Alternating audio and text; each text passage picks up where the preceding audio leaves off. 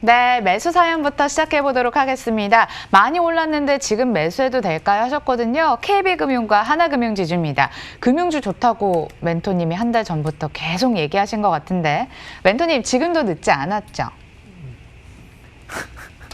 이거 뭐냐면 저번 주 강연회 때 제가 강력하게 장 담그라고 얘기했던 종목이에요. 그래서 좀 많이 강하게 움직였거든요. 이렇게 팍 튀어갖고 여기까지 올랐는데 좀 12월 달까지 가져가는 것도 나쁘지 않을 것 같아요. 그래서 연말 배당 받고 그다음에 외국인 기관, 특히 기관들은 배당 쪽에 종목들을 많이 살 거예요. 그래서 당분간은 그 금융주 쪽에 관심을 두셔도 될 것 같아요. 그래서 살 때 빨리 사요. 알겠죠? 제가 좋다고 얘기하면 좀 이렇게 뒤로 사지 마. 이 사람들 여기 사가지고 이렇게 많이 올라갔잖아요. 그죠? 이거 분명히 강연회 듣고 얘기하시는 거예요. 제가 토요일에 강연했을 때 말씀을 드렸거든요. 그 전부터 막 금융주 사라고 말씀드렸잖아요. 그분들은 진짜 많이 올라갔거든요. KB금융도 마찬가지고 금융주는 이번 섹터에 많이 좋아요. KB금융도 되게 많이 올랐잖아요. 그러니까 이 종목도 좀 담궈서 좀 연말까지 들고 가는 것도 나쁘지 않을 것 같아요. 그래서 종가에 매수해 보도록 하겠습니다. 네, 둘 다 가능합니다. 인생도 타이밍, 종목도 타이밍인 거 아시죠? 더 늦기 전에 한번 챙겨보시고요. 다음은 무거운 건설주인데요. HDC 현대산업개발입니다. 21,250원에 비중 15%입니다. 과연 9월까지의 흐름은 낙폭 과대에 따른 되돌림이었을까요? 요즘 와서 신통치 않은데요. 연말은 다를지요? 조금 더 이렇게 기어야 될 것 같아요. 이 종목은 이렇게 바닥을 기는 거라. 이런 거는 탁 튀어올릴 때 보는 게 나아요. 에너지 웅축이라고 얘기하거든요. 이것도 한번 날바닥이라 그래요. 바닥을 잡아놓고 월봉은 더 심할 거예요. 이렇게 쫙 이렇게 바닥을 잡고 있거든요. 그러면 월봉은 잡고 있고 주봉을 딱 보는 거예요. 기술적 분석이거든요. 건설 업황은 별로 안 좋잖아요. 그죠? 시공 능력이 가장 좋은 거는 GS건설이에요. 최근에 GS건설이 많이 움직였잖아요. 그 다음에 실적도 GS건설이 제일 좋아요. 건설 업종을 보려면 현대건설, 최소 현대건설이나 GS건설 둘 중에 하나를 선택하는 게 낫고 얘는 시간이 오래 걸려요. 그래서 패스하도록 할게요. 패스하도록 하겠습니다. 네, 시간이 좀 걸릴 것 같습니다. 천천히 한번 바라봐 주시고 매수는 유보합니다. 다음은 GKL 15,500원에 비중 40%입니다. 이번 주 갭 띄우면서 좀 급하게 올랐는데 피로감 호소할 수도 있는 거고요. 본전 찾을까요? 저는 맨날 매번 얘기하지만 우리 시청자 여러분들한테 이런 거 사라 그래.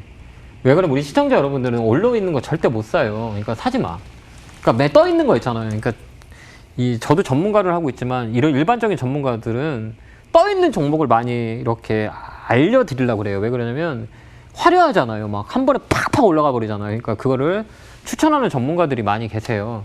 그래도 어떻게 보면 좋은 거고 어떻게 보면 나쁜 건데 저는 시청자의 눈높이를 본다면 그 정도 종목은 사면 안 돼요. 왜 그러냐면 내가 달리기를 못 하는데, 그죠?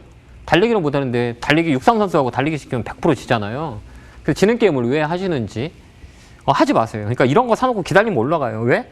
단순한 거예요. 가격이 싼 거, 그 다음에 눌려져 있는 거, 코로나가 좀 나아지면 올라가겠고, 백신 나오면 올라간다. 호텔신라, GK에 이런 거 사놓고 기다리면 최소 몇천 원은 수익을 날 수 있는 거죠. 그러니까 이런 게 훨씬 더 좋아요.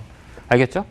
종가에 매수해 보도록 하겠습니다. 네, 매수 가능 사인 확인해 봤습니다. 다음은 수익 사연입니다. 실리콘 웍스 47,650원에 비중 20%입니다.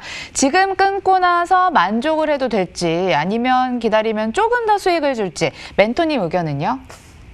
이것도 선수의 영역이라고 보면 돼요. 이렇게 보면 우리 기술적 분석을 종목 보는 건 여러 가지겠어요. 그러니까 제일 좋은 건 뭐냐면 이랬든 저랬든 뭐 기법이고 뭐든 다 필요 없고 수익만 나는 게 장땡이에요.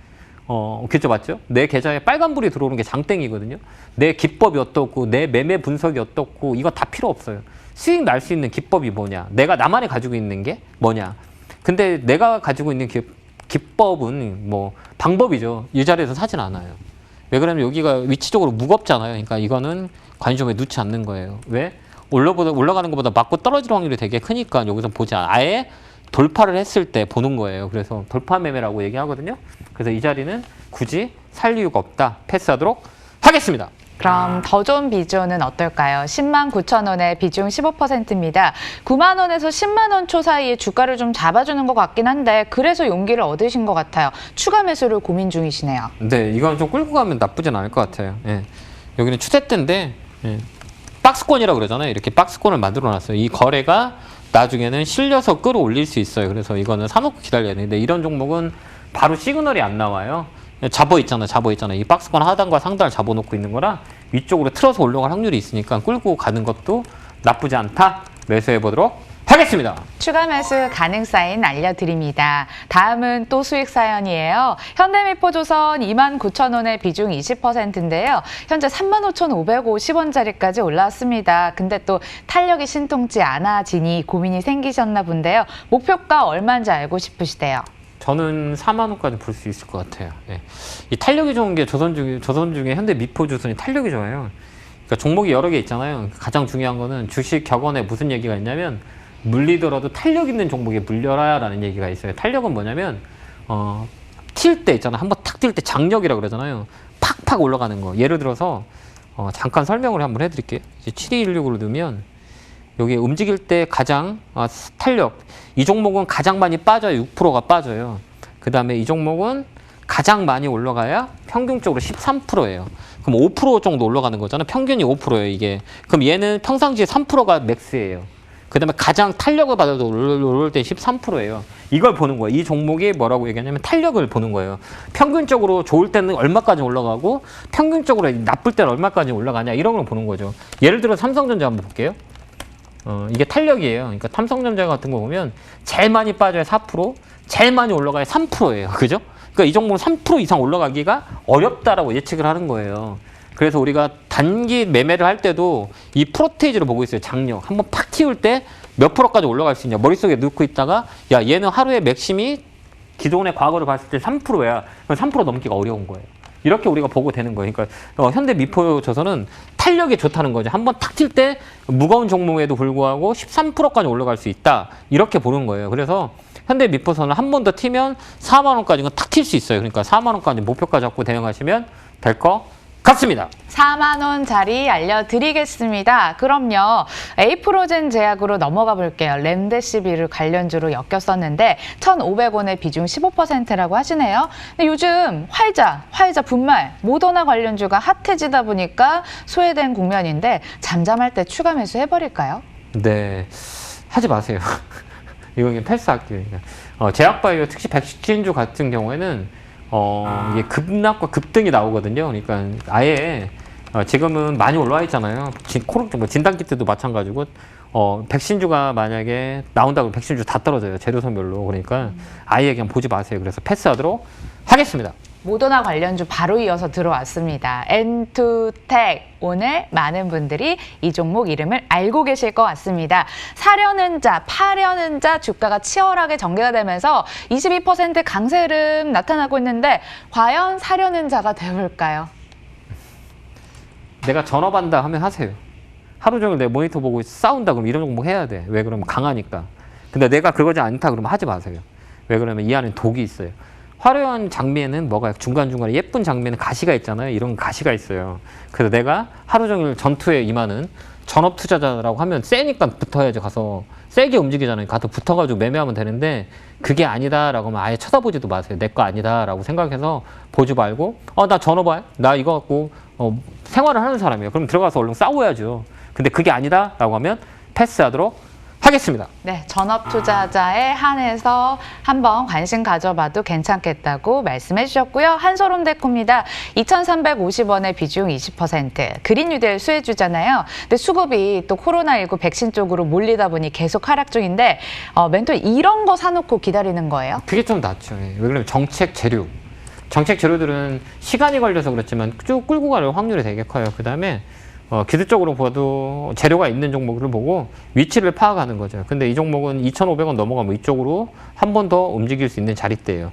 여기가 되게 중요한 자리잖아요. 여기가. 그러니까 이런 거는 좀 눌림목대 사놓고 기다리면 이 넘어갈 확률이 되게 크거든요. 그래서 종가에 매수해서 가보도록 하겠습니다. 네, 매수 가능 확인해봤고요. 셀트론 헬스케어 확인해보겠습니다. 코로나19 치료제 올해 안에 이르면 선보인다는 사측의 발언에 어제 급등 나왔잖아요. 그러다가 조정을 좀 거치고 있는데요. 매수 어떨까요? 하지 마세요. 내 셀트리온은 1월 달에 저기 뭐 3만 원, 4만 원 갔을 때 헬스케어도 품눈 자식이라고 많이 얘기를 했었을 거예요. 올해 연말까지 갖고 계시면 많이 올라갈 거라고 이제는 다 목표치를 채웠어요. 제가 보는 눈은 보는 게 아니에요. 한 번 더 올라갈 수는 있겠지만 여기서는 좀 쉬었다가 한 템포 쉬었다가 보는 게 낫다. 그 다음에 제약바이오는 내년에 빠질 거예요. 내년 초에 다운 사이클이에요. 그러니까 업황을 봤을 때 그 통계로 보이거든요. 통계가 되게 중요한 게 뭐냐면 역사적 가치들, 역사적으로 흘러왔던 그런 가격을 보는 거예요. 그래서 제약바이오는 내년에 빠지는 사이클이에요. 그러니까 1월 달부터는 조금 조심해야 하지 않을까 저는 개인적으로 그렇게 생각해 봐요. 그러니까 지금 무자비하게 매수하는 것보다는 중간값 매매거든요. 올려놓다 떨어질 확률이 있으니까 패스하도록 하겠습니다. 제약바이오 관심이 얼마나 뜨거운지 다음 종목 또 그런 비슷한 종목입니다. 부강약품 34,610원에 비중 10%입니다. 얘는 또 코로나19 치료제로 엮이잖아요. 추가 매수는 어떨까요? 하지 마세요. 얘네는 나와야 돼요. 예, 좋았으면 벌써 올라갔겠죠. 머리 3,000장 만들고 밑에 빠졌거든요. 이게 여기는 바닥에서 급등을 한번 할 수 있어요. 바로 채워올 수 있거든요. 머리 세 개 이렇게 했잖아. 아우, 손 들고 있으면 손 아프다 그랬잖아요. 그래서 이쪽 손 내린다 그랬잖아요. 그래서 내려오는 길이잖아요. 근데 떨어질 때는 이 50%, 3,000장의 50%를 제가 설명을 많이 드렸을 거예요. 머리 3개에 걸리면 50%까지 빠집니다라는 걸 되게 많이 말씀을 드렸는데 바로 그 자리거든요. 그럼 여기서부터 뭐냐? 기술적 반등이 들어와요. 상승하라고 횡보, 그 다음에 다시 상승 들어올 때 이제 마지막 파동이 나오거든요. 제약바이오는 2015년에 진짜 급등을 했었잖아요. 그 다음부터 개인들이 얼마나 눈물을 뺀 게 뭐냐? 제약바이오예요. 또 2018년에 한번 움직였었고 또 빠졌다가 2020년에 또 한번 움직였고 2년 주기로 사이클이 들어와요. 그러니까 제약바이오는 잘못 사면 진짜 고생해요. 그러니까 더 사지 마시고 저는 패스하도록 하겠습니다.